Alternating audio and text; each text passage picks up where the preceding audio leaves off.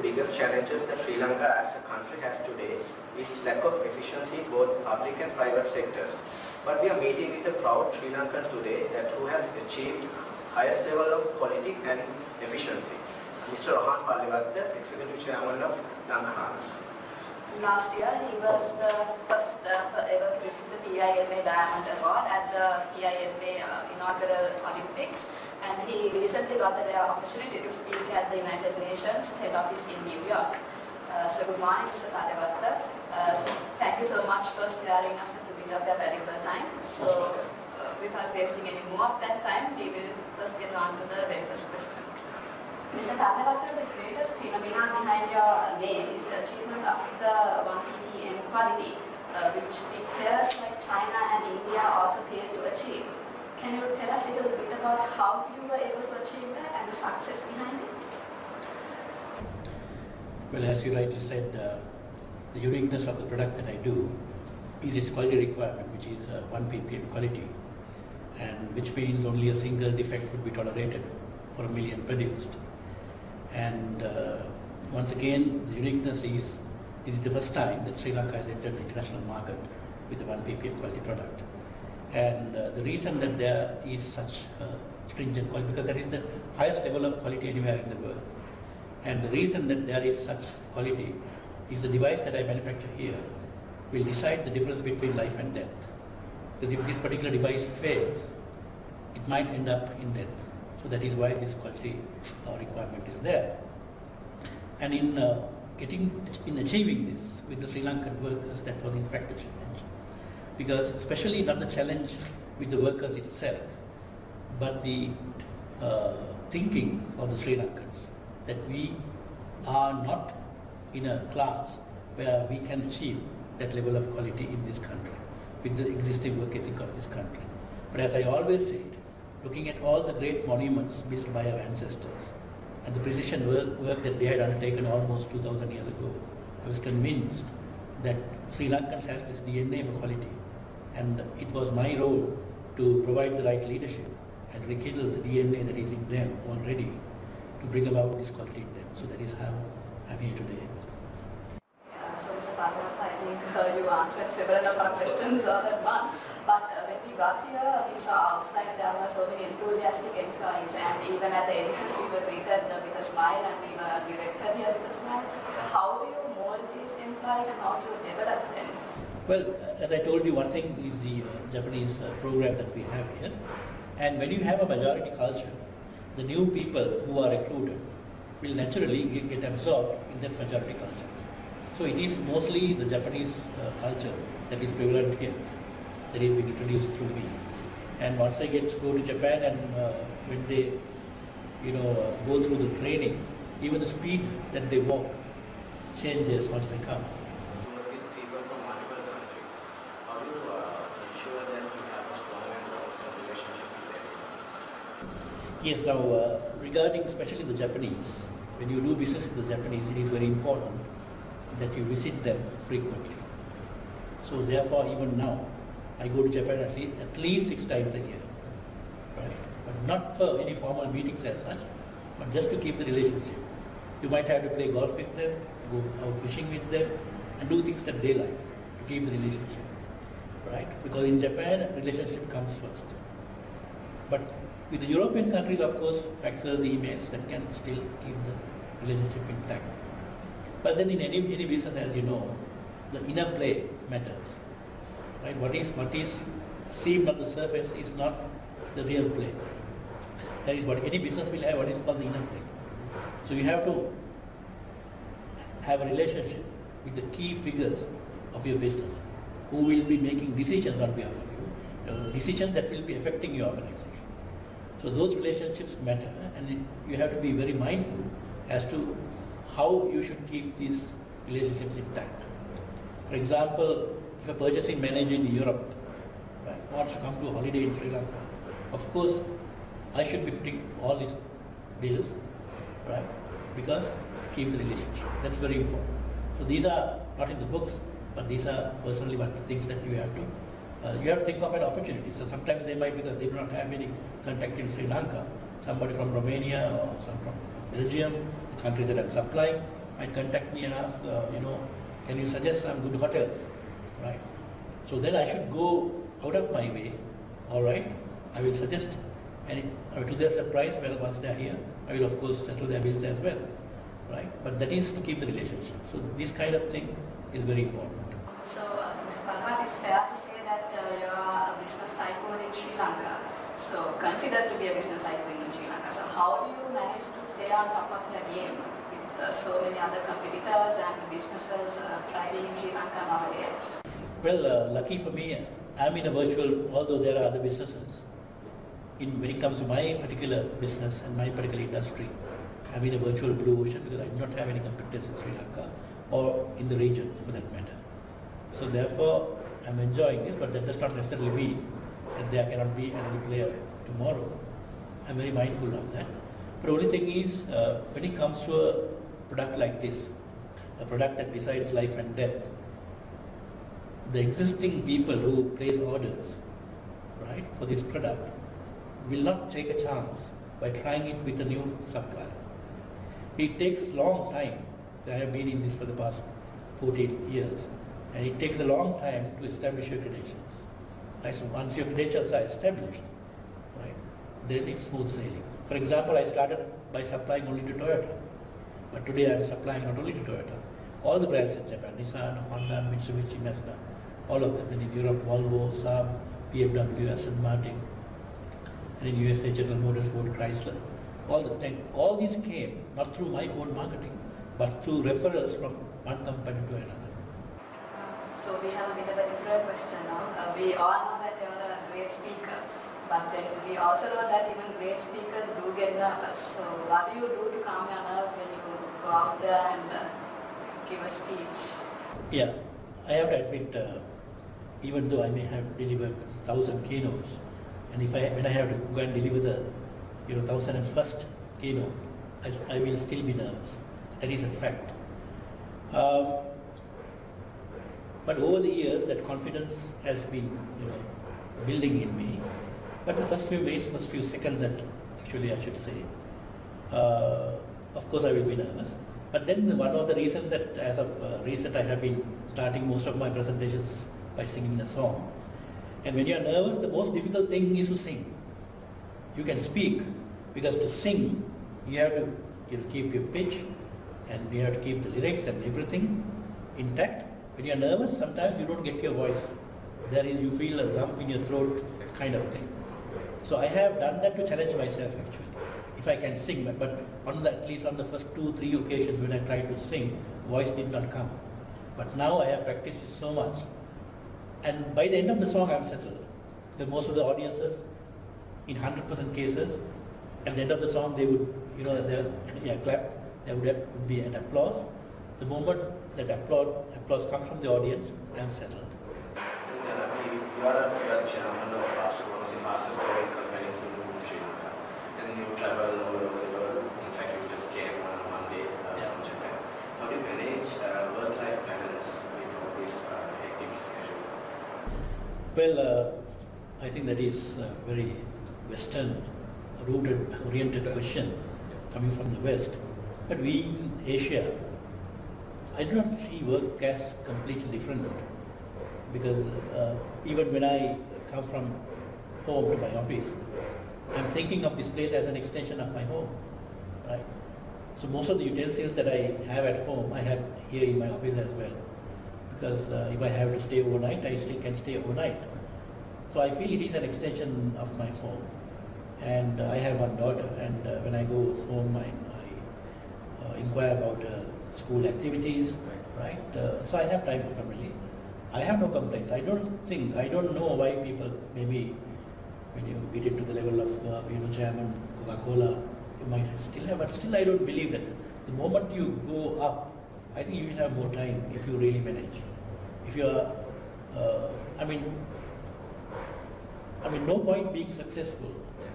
If the equation of success equals high blood pressure, diabetes, plus, then why should you achieve that kind of success? Right? You have to be healthy. Of course, one day we will, succumb to some illness, but then you have to be healthy as long as you can.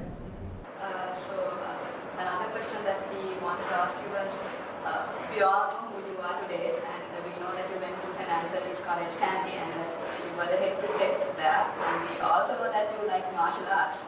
But that's where it stops. So we would like to know a bit more about you, how you were as a child, what you were like a boy. So. Well, until grade 10, of course, when I started my martial arts when I was around in grade 8, right? And I still do about 100 knuckle push-ups every day. We can see that. Zooming on that. So, I think martial arts helped a lot to develop the personality within you, because as a student, as a grade 8 student, at that time, might is right? Whoever who can, fight, then he becomes the leader of the class. So none of the students at my age, at that grade 8 level, were pursuing martial arts. So therefore, naturally, I became the leader of the class. And then by grade 10, of course, after my O-levels, I received a scholarship to go to Japan. But the reason I selected Japan was because of my love for martial arts. And then I pursued martial arts in Japan as well. So when I came back to Sri Lanka with 2 black belts, one for judo and one for karate. And then after a year, I was appointed head prefect of my school. I still remember the day that I came to the assembly from Japan. I had the 2 black belts and the trophies that I won in Japan, and they were kept on the stage on the Monday assembly. And our, St. Anthony's College, the principal is a father, a Catholic priest, and he was telling Mr. Pallewatta has returned to Sri Lanka with 2 black belts, and I'm warning him, don't try anything with me because I have a bigger black belt. He was telling me. When I became head prefect, I went to classes and spoke to them. I had very good communication, and I told them, if you try to make too much noise, people will be disturbed. So why not, read something and do something. And then during my year, after about 6 months, when parents came to my school, they were asking the principal whether it's a holiday here at St. Anthony's, because it was almost sealed, noise was gone. And that was not done through inflicting fear, but then by that time I have won the respect of the people, and that is what is important. Even in running an organization, you can do it military style to a certain extent, but you can't sustain it. In the military you can, because they will lose the employment others, but in an organization like this, people are free. You cannot have a military style for long, so you have to win that respect. You mentioned that you are actually a by profession, and you have English degree, and MBA as well. So if you hadn't started the business, would you just continue on your profession? Could you look for someone else to start another profession? Because now I started as an attorney at law, and there was this cognitive dissonance. I think you have done this word, right? Cognitive dissonance, where my heart could not agree with my mind. Because when I was practicing, I was wondering, now every day when I charge a fee, when you are doing a profession, you can't do it free of charge, because that becomes your bread and butter. So now, when I was charging my clients, I knew most of these clients were much poorer than I. And I know that it was very difficult for them to pay my fee. And I was taking the money out of a pocket from another Sri Lankan. I was wondering, what is my contribution to the Sri Lankan economy, genuinely, right? So this kept bothering me. Am I to continue my whole life, doing this kind of thing? Adding nothing to no value to our economy? So this question was always there. So I do not think I would have settled as a lawyer, because this feeling was disturbing me. So maybe I would have started something else on my own. I do not know what. Actually, we talked about a little bit about your school days at St. Anthony's College. Was there any particular person in your family or a professional that you consider to be your hero that had lots of influence in you, the way you have become? Well, my greatest influence was my father. And coincidentally, today my father is not in the land of living. But had he been in the land of living, Today is his birthday, and he would have been 74 years today. And he was my greatest influence because he was a person who had knowledge in electronics, and he was an ex-Air Force officer. And so his knowledge inspired me a lot. And even when we graduated from the transistor radio, bell radios to transistors, and then from ICs, then to semiconductors and so on, and then to computers, right? His knowledge still was intact. Of course, he was getting down all the new magazines from UK, and he was a bit reader of all the new technology changes that was taking place in the world. And I was surprised because when he could even handle a computer, even he could repair a computer. I was one day amazed, and I asked him, how do you do this? And the other thing that amazed me was Air Force had a problem with their Kafir jets, with the computer system, radar system. And then they summoned someone who knew my father. Before we brought in the engineers from UK, from some other countries, they summoned my father to see whether he could fix it. It took about 3 days, right? And I also went there with him, and I saw, the boards of the Kafir was like, it was like it has been blasted. I was wondering what the hell is he doing, right? But within 3 days, everything was fixed, everything was okay. They did not have to summon the engineers from overseas, and this were perfectly in running condition. So I asked him, how do you do this? Because this is not what you learned. This is something totally different. But the answer he gave me, he said, things may change, but the fundamentals of science are the same, right? So if you know your fundamentals, even the product is new, right? You can still repair it if you use your fundamentals. This can help think that your father working on a cafe, and then you are like doing, trying to fix the samples, and I send it to Japan, I can think some similarities. Yes, subconsciously, maybe he had definitely had an influence in me when reflecting back. Although I did not get involved in what he was doing. So, Pallewatta, you have come a long way in such a short time, and you have come to a place where you are established. So what is next for you? Where do you see yourself maybe, like in the future? Where do you have to go next? I think I should be asking this question to myself. I think 2-3 years, even my critics, my friends who are my critics, they have said, what have you done during the past 5 years? All right, you have come out with a big company, but you have been saying the same story now. Now you have to, you can't be saying that your turnover is 40 million US dollars after 10 years' time. Right? You have to say it's much more than that. But of course, I will tell you, if you take the growth, year on year it has been more than 10%. Sometimes we were talking about making Sri Lanka the wonder of Asia. Yeah. You talked about our ancestors and then what they have done, what we can take out of that. We all want Sri Lanka to be one of the top countries in the world. How do you think we can get there? Well, I think I might talk a little about politics in that case. Because now the main obstacle is the political system that we have. Now you see, if you have to get an approval, and if you submit to the, if it has to go through the parliamentary procedure, it has to go through the cabinet, right? And the investors wouldn't wait. All the big investments, such as Shangri-La, which came to Sri Lanka during the previous regime, they came in an unsolicited way. No tenders were called, right? And I know personally, Mr. Vesil Rajapaksa was met by the owner of Shangri-La, president of Shangri-La. Just one day he came in his private jet, met, signed the agreement, left. Right? He will not stay here for weeks and weeks until this guy approves, that guy approves. So big deals does not happen that way. And they don't have the time for that. And even the land there in front of Golfways was subsequently allocated, it was passed through the parliament subsequently. Right?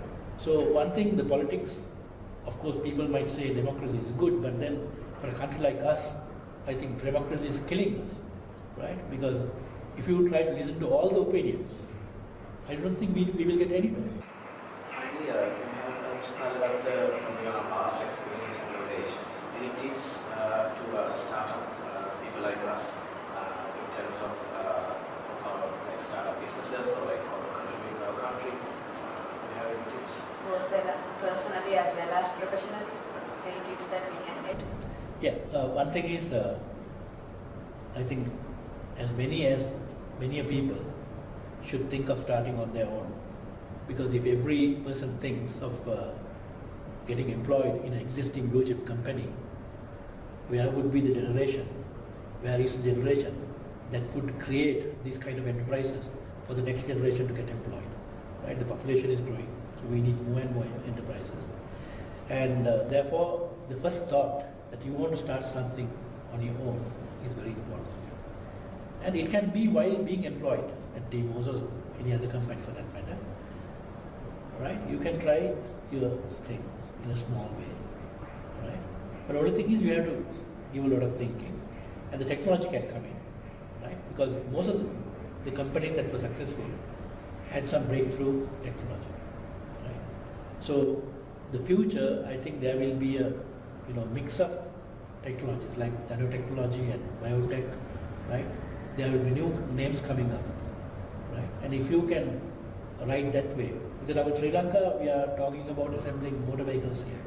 But I think it's an obsolete industry because most of the people, they have graduated and they have done it for decades and decades, right?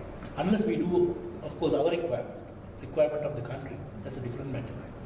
But in a commercial scale, if we have to do vehicles, I don't think it's better to ride a different wave. Because that wave has taken place many decades ago, and the margins will not be very high, even if we achieve that. Right? So we have to think of something new.